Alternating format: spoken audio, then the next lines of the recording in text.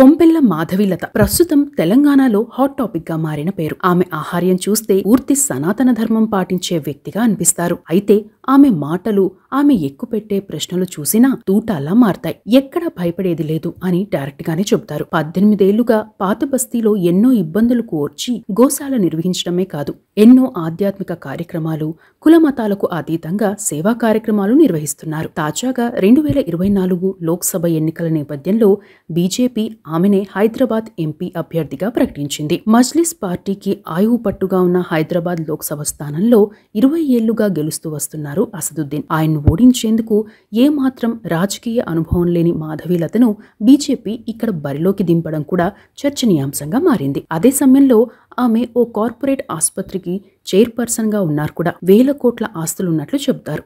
ఈ నేపథ్యంలో అసలు ఎవరి మాధవీలత, ఆమె బ్యాక్గ్రౌండ్ ఏంటి అనే అంశాలను తెలుసుకుందాం. కొంపెల్ల మాధవీలత అక్టోబర్ 2న యాకుత్పురా పరిధిలోని సంతోష్ నగర్లో జన్మించారు. వీరిది మధ్యతరగతి కుటుంబం. చిన్నతనంలో మాధవీలత హైపర్ యాక్టివ్ గా ఉండేవారు. భరతనాట్యం, కూచిపూడి నేర్చుకున్నారు. ఇంట్లో సంస్కృతి సంప్రదాయాలకు ప్రాధాన్యం ఇచ్చేవారు. ఆధ్యాత్మిక కార్యక్రమాలు ఎక్కువగా నిర్వహించేవారు. ఇక స్థానికంగా స్కూల్ ఎడ్యుకేషన్ పూర్తి చేసిన మాధవీలత నిజాం కాలేజ్ నుండి డిగ్రీ, కోటి మహిళా కాలేజ్ నుండి పొలిటికల్ సైన్స్ లో పీజీ పూర్తి చేశారు. చదువుతూనే దాదాపు 100కి పైగా నాట్య ప్రదర్శనలు చేశారు. ఆర్టిస్ట్ గా, భరతనాట్య నృత్యకారిణిగా పేరు తెచ్చుకున్నారు. కొన్నాళ్ల పాటు ఉపాధ్యాయురాలుగా చేశారు. అవి సంతృప్తిని ఇవ్వలేదు.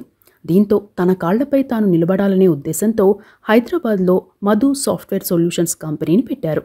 ఆర్థికంగా కొంత నిలదొక్కున్నారు. ఇక చిన్నతనం నుండి తనదైన ఆలోచనలతో ఉండే మాధవీలత పెళ్లి విషయంలోనూ చాలా కండిషన్లు పెట్టేవారు. వరకట్నానికి వ్యతిరేకంగా మాట్లాడేవారు. ఓ ఇంటి ఆడపిల్ల అత్తవారింటికి కోడలుగా వెళ్తుంటే మహాలక్ష్మి ఆ ఇంటికి వస్తుందని భావించాలని, వారే ఎక్కువ మర్యాదలు చేయాలని వాదించేవారు. పెళ్లి విషయంలోనూ చాలా కండిషన్లు పెట్టేవారు. దీంతో ఎన్ని సంబంధాలు తెచ్చినా రిజెక్ట్ అయ్యేవి. అయితే ఓ రోజు పేపర్లో ఓ అడ్వర్టైజ్మెంట్ ఆమె లైఫ్ ని టర్న్ చేసింది. అసలు పెళ్ళంటే ఏంటి, భార్య అంటే అర్థం ఏంటి, తనకు ఎలాంటి భార్య కావాలి అనే అంశాలతో డీటెయిల్డ్గా పబ్లిష్ అయిన ప్రకటన అది. తన ఆలోచనలకు తగినట్టుగానే ఆ ప్రకటన ఉందని అనుకుని కాంటాక్ట్ అయ్యారు. ఆ ప్రకటన ఇచ్చింది ఎవరో కాదు, విరించి హాస్పిటల్ వ్యవస్థాపకులు కొంపెల్ల విశ్వనాథం గారు. ఆయనతో మాట్లాడాక ఇరువురి అభిప్రాయాలు కుదిరాయి. దీంతో 2001లో చాలా సింపుల్గా పెళ్లి చేసుకున్నారు. అప్పటికి విశ్వనాథం గారు ఐఐటి పూర్తి చేసి సాఫ్ట్వేర్ కంపెనీ పెట్టారు. వీరి వివాహం తర్వాత కంపెనీలను విస్తరించారు. ఆ క్రమంలోనే ఫార్మాస్యూటికల్స్ అండ్ డ్రగ్స్ కంపెనీ ఏర్పాటు చేశారు. అదే సమయంలో పాత బస్తీలో గోశాలను ఏర్పాటు చేశారు. ఆ టైంలో కొత్త భవనాల నిర్మాణ బాధ్యతలు చూసుకున్నారు. ఇక పాత బస్తీ ప్రాంతంలో వైద్య సేవల విషయంలో పేదలు పడుతున్న ఇబ్బందులను చూసి ఆసుపత్రి నిర్మించాలని భావించారు. అలా బర్గత్పురాలో 50 పడకల ఆసుపత్రిని నిర్మించారు. ఆ తర్వాతి కాలంలో మారేడ్పల్లిలో మరో ఆసుపత్రి కట్టారు. అదే సమయంలో సామాజిక సేవా కార్యక్రమాలను చేపట్టేవారు. ఆ తర్వాతి కాలంలో విరించి హాస్పిటల్ని నిర్మించారు. ప్రస్తుతం ఆ ఆసుపత్రి సీఎండీగా బాధ్యతలు నిర్వహిస్తున్నారు. కొంపెల్ల మాధవీలత సామాజిక సేవా కార్యక్రమాల విషయానికి వస్తే పాత బస్తీలో గోశాలను నిర్వహించడంతో పాటు యజ్ఞశాలను ఏర్పాటు చేశారు. ఆధ్యాత్మిక కార్యక్రమాలు నిర్వహిస్తున్నారు. ఇక కుల మతాలకు అతీతంగా పాత బస్తీ ప్రాంతంలో మహిళలకు డెలివరీ సమయంలో ఉచితంగా వైద్యం చేయించడంతో పాటు ఆర్థిక సాయం చేస్తున్నారు. లోపాముద్ర అనే స్వచ్ఛంద సంస్థను ఏర్పాటు చేశారు. లతామా ఫౌండేషన్ను ఏర్పాటు చేశారు. ఉపాధి అవకాశాలపై శిక్షణ ఇస్తున్నారు.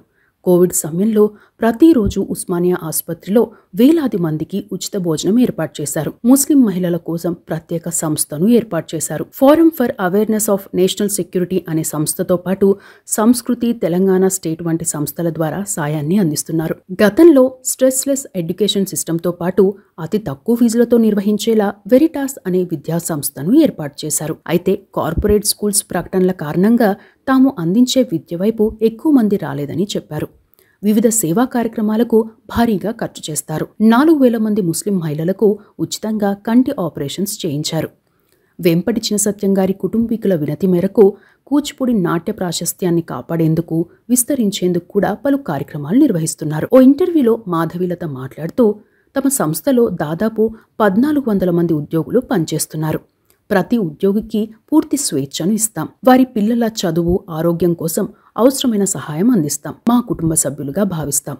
మా దవాఖానాకు వచ్చే రోగులకు కూడా అన్ని సౌకర్యాలను కల్పిస్తాం. పేదవారికి తగిన రాయితీ ఇస్తున్నాం. త్వరలోనే ఉద్యోగాలు చేస్తున్న తల్లుల పిల్లల కోసం చెన్నైలో ఓ పాఠశాలను ప్రారంభించబోతున్నామన్నారు మాధవీలత. ప్రజ్ఞాపూర్ సమీపంలో 4 లక్షల చదరపు అడుగుల్లో భారీ గోశాలను నిర్మించి దేశవాళీ ఆవులను పరిరక్షించుకోవాలని ప్రచారం చేస్తున్నారు. ఆధ్యాత్మిక కార్యక్రమాలను నిర్వహించడం, ధార్మిక ప్రవచనాలను ఏర్పాటు చేయడం కూడా చేస్తున్నారు. మన మూలాలను మర్చిపోకూడదని, సంస్కృతిని కాపాడుకోవాలనే ఉద్దేశమే ఈ కార్యక్రమాల లక్ష్యమని చెప్పారు. ప్రస్తుతం హైదరాబాద్ ఎంపీ అభ్యర్థిగా పోటీ చేస్తున్న మాధవీలత దాదాపు 18 ఏళ్ల నుండి సామాజిక సేవా కార్యక్రమాలు నిర్వహిస్తున్నారు. మాధవీలత ఫ్యామిలీ లైఫ్ విషయానికి వస్తే మాధవీలత విశ్వనాథ్ దంపతులకు 2 కుమార్తెలు, 1 కుమారుడు. పెద్ద కుమార్తె పేరు లోపాముద్ర, కుమారుడి పేరు రామకృష్ణ పరమహంస. వీరిద్దరూ ప్రస్తుతం ఐఐటి చెన్నైలో చదువుతున్నారు. చిన్న కుమార్తె పేరు మోదిని. ఈమె ప్రస్తుతం 11వ తరగతి చదువుతున్నారు. 9 ఏళ్ల వరకు పిల్లలను స్కూల్కి పంపించలేదు. హోమ్ స్కూల్ నిర్వహించారు. రామాయణం, భాగవతం, మహాభారతం, భగవద్గీత, పంచతంత్ర కథలను నేర్పించేవారు. అయితే పెద్ద కుమార్తె లోపాముద్ర చిన్నతనంలో ఇంగ్లీష్ మాట్లాడలేకపోయేవారు. ఆ టైంలో కొందరు ఎగతాళి కూడా చేసేవారు. వాటిని అధిగమించేలా పిల్లలను ప్రోత్సహించారు. లోపాముద్ర వెస్ట్రన్ పియానో ప్లేయర్ కూడా. లోపాముద్ర ఓవైపు చదువుతూనే చిన్న కుమార్తెకు మెంటార్గా ఉన్నారు. ఆ అంశంపై మాట్లాడుతూ 3 నుండి 12 ఏళ్ల పిల్లలు స్కూల్లో టీచర్లు ఏది చెప్పినా నమ్మేస్తారని నాకు అర్థమైంది. అదే తల్లిదండ్రులు చెబితే బుద్ధి తెలిసినప్పటి నుండే నమ్మడం మొదలు పెడతారు. పిల్లల నమ్మకాన్ని నిలబెట్టడం, సన్మార్గంలో వెళ్లేలా చూడడం మన బాధ్యత. చదువుతో పాటు స్వేచ్ఛ కూడా అవసరమని భావించా. స్వేచ్ఛను ఇస్తూనే వ్యక్తిత్వం, విలువల గురించి నేర్పించవచ్చని గుర్తించారు. కన్నవారి నుండే మార్పు ప్రారంభం కావాలని తన అభిప్రాయమని చెప్పారు. మాధవీలత కుటుంబానికి దాదాపు 5,000 కోట్ల ఆస్తి ఉంటుందా అనే ప్రశ్నకు సమాధానమిస్తూ తమ సంపాదన ఎంత అనేది చూసుకోలేదని అన్నారు.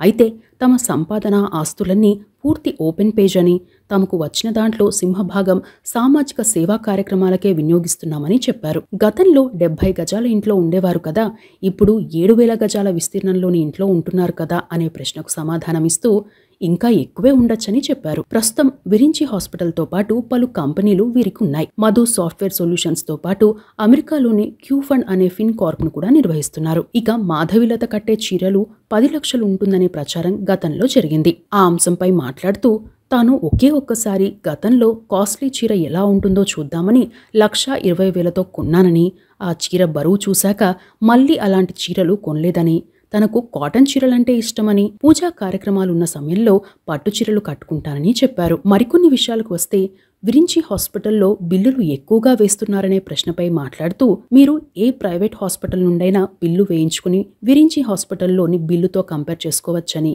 బయట ఏవేవో ప్రచారాలు జరుగుతాయని చెప్పారు. అవసరమైతే స్టింగ్ ఆపరేషన్ కూడా చేయవచ్చని అన్నారు. మాధవీలత పెద్ద కుమార్తె లోపాముద్ర ఐఐటిలో ప్రవేశం పొందిన అతి చిన్న వయస్కురాలిగా రికార్డు సాధించారు. ఇక మాధవీలత కొంతకాలం క్రితం మాట్లాడుతూ అసద్భాయ్, నేనొస్తున్నాను.